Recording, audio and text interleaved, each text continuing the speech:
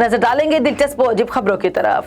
भारत में पुरस्कार धाती गेंदों आसमान से गिरने पर लोगों में खौफ व हिरास फैल गया। भारतीय मीडिया रिपोर्ट्स के मुताबिक रियासत गुजरात के इलाके भाज, खंभोलाज और रामपुर में रिहायशियों को आसमान से गिरने वाले अजीबोगरीब धाती गेंदें मिली। पुरस्कार धाती गेंदों को देखकर गांव वाले हैरान और परेशान हो गए।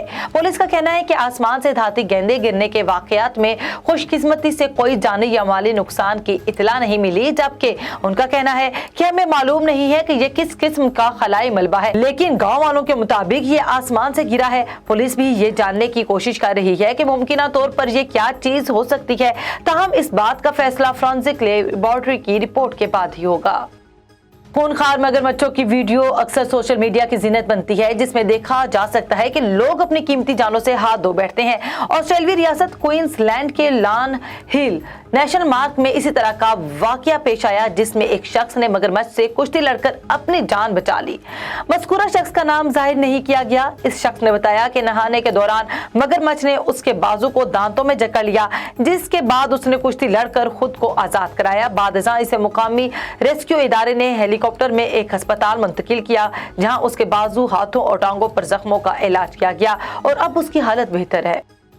भारतीय रियासत तमिलनाडु के गांव कातुनेया काम्पी से ताल्लुक रखने वाली खातून ने शोहर के मरने के बाद बेटी की परवरिश के लिए मर्द का हुलिया अपनाया हुआ है। गैर मुल्की खबरी साई इदारे की रिपोर्ट्स के मुताबिक पीछामल नामी खातून 20 साल की थी कि जब उनके शोहर का इंतकाल हुआ, बादशाह उन्हें ओबाश मर्दों की जानिब से हिरासा किया जाने लगा, जिसके बाद उन्होंने खातून के बजाय मर्द का रूप धारने का फैसला किया।